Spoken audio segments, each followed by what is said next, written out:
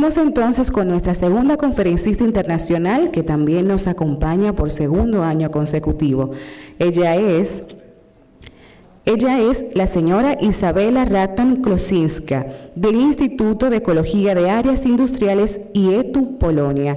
Y el doctor Darwin Muñoz me acompaña a leer su semblanza. Bien, Izabela es la representante de otro de los socios del proyecto, desde Polonia, de la Fundación IETU. Ella es coordinadora de los proyectos de comunicación, marketing y comercialización de la investigación y es gerente del grupo de verificación tecnológica y ambiental en IETU, un organismo de inspección acreditado por la norma ISO 17020. También como jefa de la Oficina Coordinadora de Proyectos, sus responsabilidades incluyen el establecimiento, desarrollo y mantenimiento de los contactos de la organización con socios nacionales e internacionales para fines de los negocios, la gestión y la administración de los proyectos que le son adjudicados. Ha estado involucrada en una serie importante de proyectos financiados por la Unión Europea que abordan la gestión de residuos y la economía circular. Y últimamente ha estado participando en el desarrollo de una agenda estratégica de investigación e innovación relacionada a lo que es el cierre del círculo para la recuperación de materiales de vehículos al final de su vida útil. También la parte de envases plásticos, equipos eléctricos y electrónicos de desecho, bajo un proyecto con fondos de la Unión Europea del programa Horizonte 2020, que se llama New Innonec.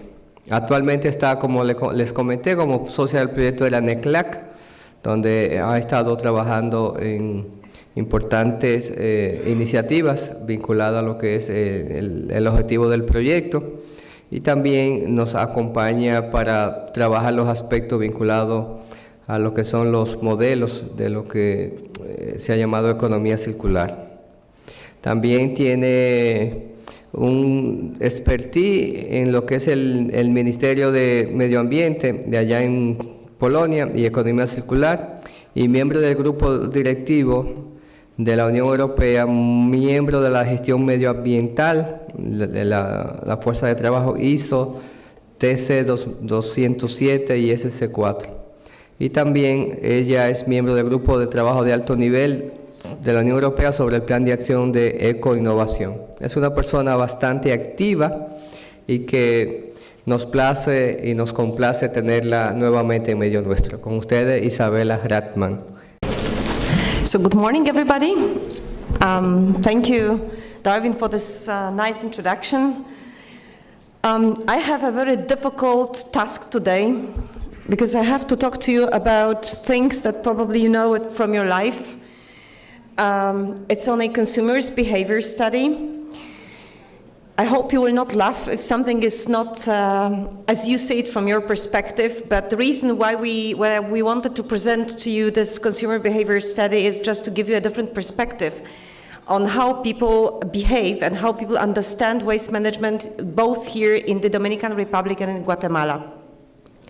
So last year, together with our colleagues here from the Dominican Republic and from Guatemala, we decided to make a kind of an experiment.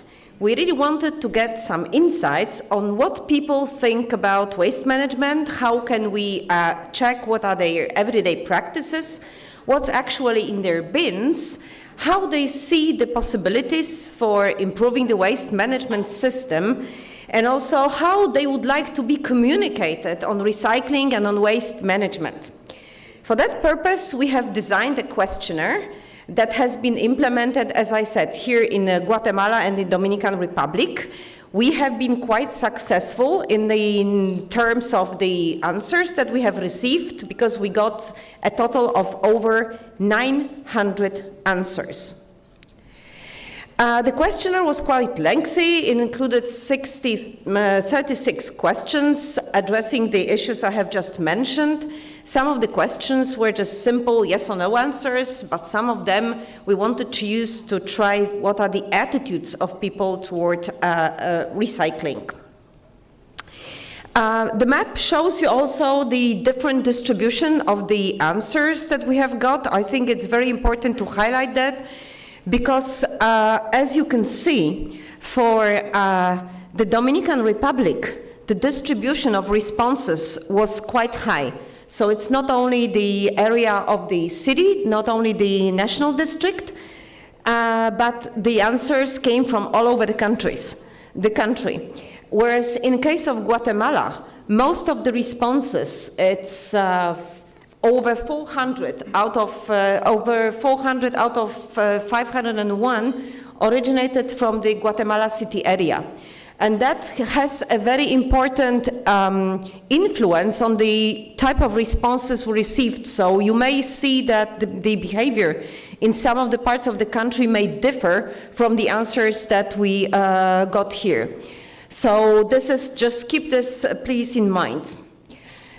Concerning the target groups, the questionnaire was launched among the teachers and students of the university. So most of them living in houses, and concerning the age groups, you will also see that the dominant age group was between 19 and 25, as well as 26 and 40. So that really reflects what kind of people we were talking to. And also the types of residence, so mostly houses. I would like to share with you some key findings on what has come out from this questionnaire. You will find it quite interesting, I guess. So first of all, one of the topics we wanted to check is what is the environmental standing of the environmental awareness and waste management in general.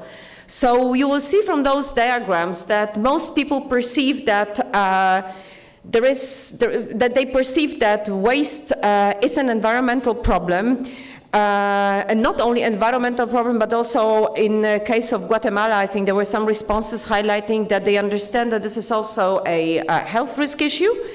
So, and the level of environmental awareness, whether people are aware, whether they concern about the state of the environment they live in, is also relatively high. In terms of the availability of the service and who is the service provider and how people use the service that they are provided, you will see that the regular service to most of the respondents is available to their households, and most of people try to use it. However, you will see there are some differences between the Guatemala and the Dominican Republic concerning who provides those services. And please keep in mind also what is the origin of the answers. So in Guatemala, most of the respondents told us that they are being served by private companies. It seems that most of those companies are hired by the municipality, while in the Dominican Republic there was a clear indication that they are being served by the municipalities.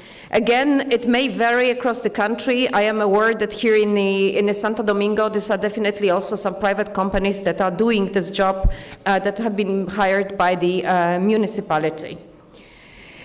In terms of the frequency of using the service, the responses we got said that in Guatemala, the service is being used a little bit more often, so twice a week. Whereas in the Dominican Republic, once a week. But again, remember that the Guatemala answers refer mostly to the Guatemala city.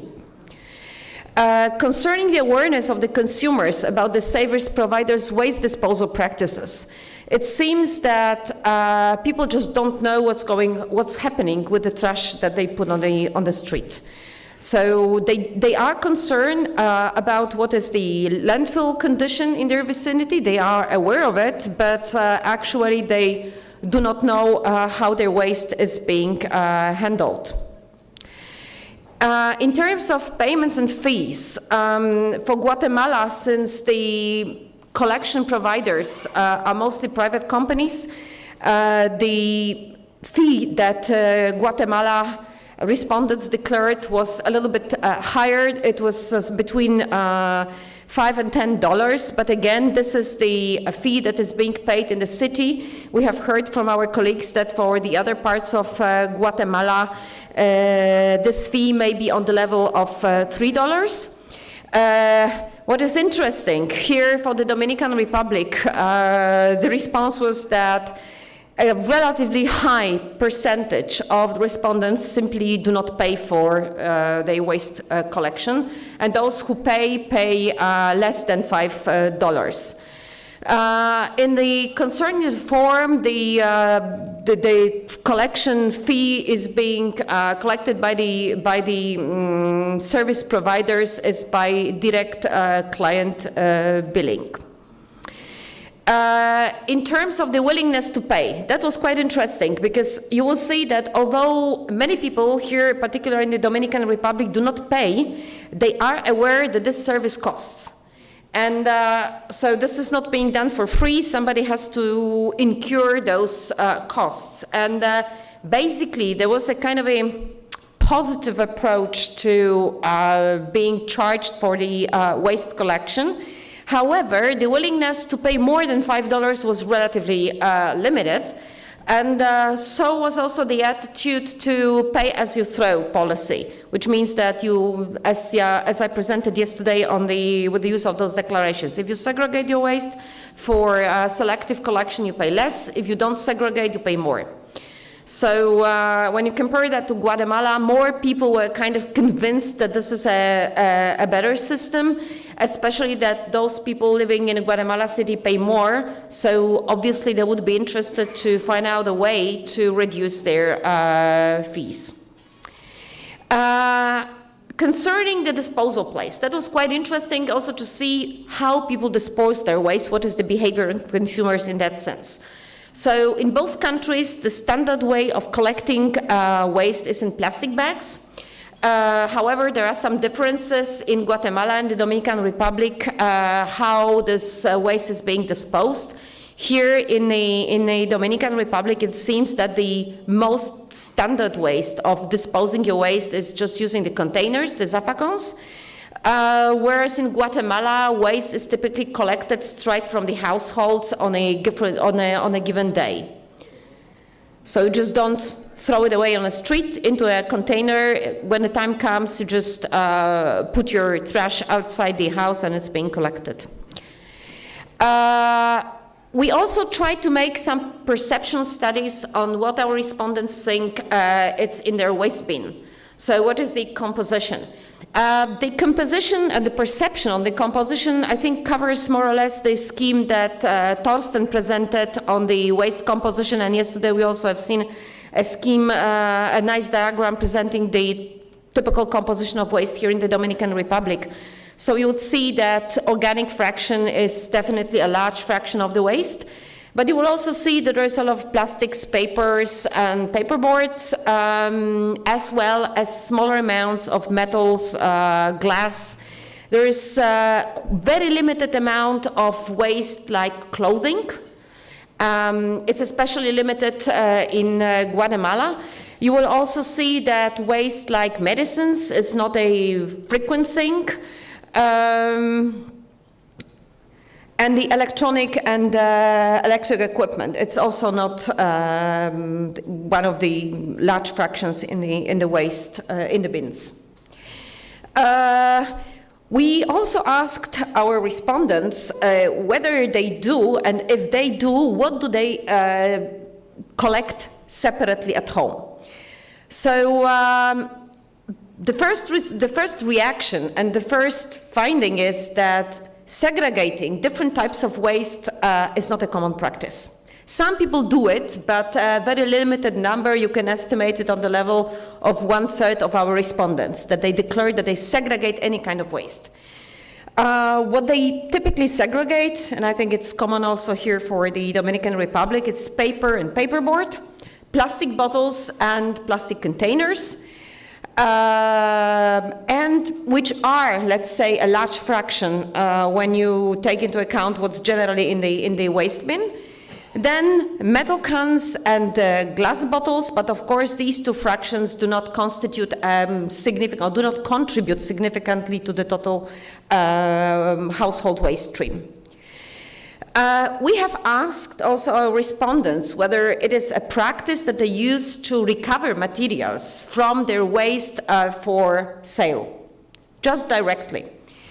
So again, the findings are that this is not a popular approach. People just don't collect separately their waste for sale. The exception is paper in Guatemala, which means that there is some marking on it, and also aluminum and metal cans.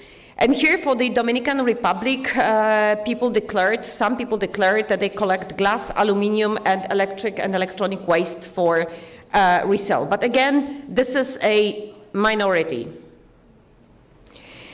We also asked people what they do with the organic waste that they have, and we know that this is a large fraction from in their waste bin. So first of all, we have checked whether people understand what is the biodegradable fraction and non-biodegradable fraction, because this is a kind of a foundation for recycling culture. And it seems that there's no problem with that. People understand what it is.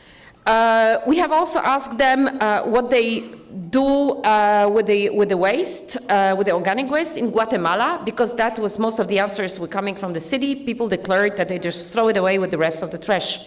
In the Dominican Republic, since the responses were a little bit more scattered all over the country, you would see that people living probably outside the cities use it to feed their pets or animals. Some of them also declared composting. And in both countries, we have asked about this composting option, and you would see that people are interested in these activities, which is quite positive, and I think that the projects presented yesterday and also today confirm that this is the right approach to handle the organic waste. We have also asked people, okay, if you want to compost, how much do you know about composting? And there was a series of quite easy questions. You can see them probably, yes, I guess you can see them on the schemes. And you would see that despite high interest in composting, there is a lot of gray answers here. People say, I don't know, which only proves that all of the educational programs that are being run here right now and probably planned for the future concerning education and having this composting culture are extremely relevant. We have also asked people about the willingness to recycle. So you would see that people want to recycle. They find it easy. They don't find it as a problem, and the benefits for them are also obvious. But again, this is among students, and this is among the university lecturers. However, if we have asked them whether they would recycle in order to get some money back from the materials that they recover, and can go and sell, it hasn't been recognized as an incentive. The conclusion should be that if you want to take as an incentive a direct sell of the goods, of the materials recovered, this is not the right way because it would not work here. So maybe a deposit system is and paying less fee for the waste collection is a better option. We have also asked people about the key factors that would encourage recycling. And this is very important because that directly translates into the policy recommendations that Thorsten was talking about, and into our observations and conclusions that I have to present on the next slide as the final one. So, first of all, people said that they would segregate waste if that was required by the collection service providers. Secondly, they said that they would segregate, but they need better information from the waste collecting companies what they actually want them to segregate.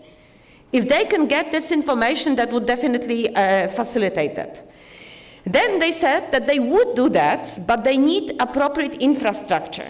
And this not necessarily means that it must be a lot of a very sophisticated infrastructure. It could be just a system of plastic bags. It could be different colors of containers so that they can throw their segregated trash there. And Guatemala supported the idea of the reduced waste fees. And as we have heard also from the ambassador for Guatemala, they're very much looking forward to setting up any kind of a penalties for non-recycling as an encouraging factor. The way of who should communicate about recycling. Interestingly, government is on the second position. People identify municipalities as the ones who are responsible for keeping the waste management issue under control. So first of all, municipalities need to be the source of information on waste recycling. Government, and at the end schools, but not universities. That was referred more to primary schools. We also asked, okay, if you want to be, if there is a need for this communication, how do you want to be communicated? The question was addressed, remember, to the age group 1940. So you will see that there are some differences in how people want to be communicated that, again, in both countries should be taken into account when you are going to set up any promotional campaigns. That means that for the Dominican Republic, people prefer a kind of a direct communication in forms of posters, brochures, billboards presented in public places, whereas in Guatemala, there was a proposal, which I personally like a lot, but I find it challenging, to set up a labeling system on the packages so that people can understand if this is recyclable, non-recyclable, where to throw it. And of course, for the younger generation, social media play an extremely important communication channel that should be taken into account when promoting when designing any recycling campaigns. To finish, the key barriers that I personally see for the consumers concerning proper waste management and recycling. First of all, there is lack of any clear incentives that would encourage people to recycle.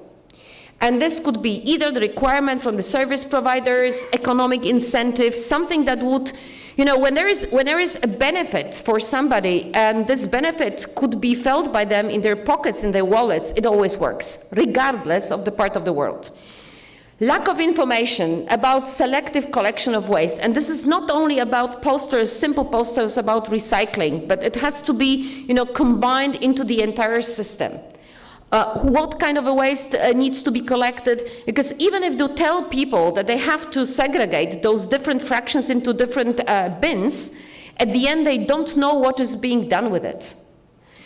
Lack of involvement of local governments and municipalities to encourage and promote recycling. We have said about this empowerment yesterday, so it is just a confirmation of the observations we have here. And lack of infrastructure, publicly available infrastructure plus infrastructure included in the waste collection system for individual residents to enable this selective collection. I think this is all from my side, and I just wanted to highlight one thing, that in the afternoon some of you will be participating in the workshops. The presentation that Torsten delivered and myself is a kind of a basic material for you to think what kind of measures needs to be implemented here in the Dominican Republic, what of those good practices and the policy recommendations should be implemented here in the Dominican Republic, and we are very much looking forward that you will come out with some good conclusions that we can put into our reports and then share with you. Thank you.